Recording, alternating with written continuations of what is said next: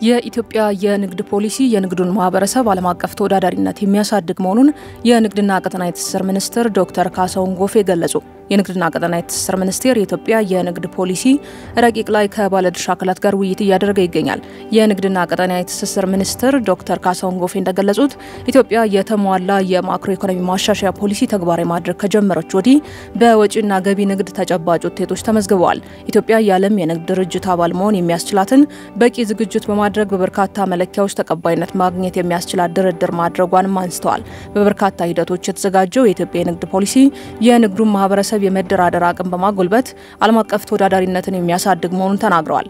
ረቂቅ ፖሊሲው ብዝሃ ዘርፍ የወጪ ንግድን ለማሳለጥ አጋዥ እንደሆነ አንስተዋል። ዘገባው የንግድና ቀጠናዊ ትስስር ሚኒስቴር ነው።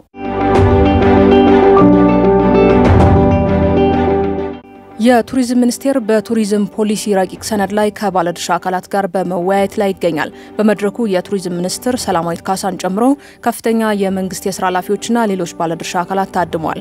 የቱሪዝም ሚኒስትሯ ሰላማዊት ካሳ በዚህ ወቅት እንዳሉት ኢትዮጵያ በርካታ ታሪካዊ ተፈጥሯዊና ሰው ሰራሽ ሀብቶች ያሏት ሀገር ናት። እንዲሁም በዘርፉ በቀዳሚ ተርታ የሚያስቀምጥ እምቅ ሀብት ያላት ሀገር መሆኗን ገልጸዋል። አሁን ላይ ዘርፉ ጊዜውን በዋጀ መልኩ ለመምራት የሚያስችል የፖሊሲ ዝግጅት ሲካሄድ መቆየቱን ገልጸው ባለፉት ጊዜ በርካታ አካላት የተሳተፉበት ውይይት በማድረግ ግብዓት ሲሰባሰብ መቆየቱን አስታውሰዋል። አዲሱ ፖሊሲ ዘርፉ የኢትዮጵያን ገጽታ በጉልህ ለመገንባት እንዲሁም ከዘርፉ የሚገኘውን ተጠቃሚነት ለማሳደግ ጉልህ አስተዋጽኦ ማበርከት የሚያስችል መሆኑንም ተናግረዋል። ዘገባው የኢትዮጵያ ዜና አገልግሎት ነው።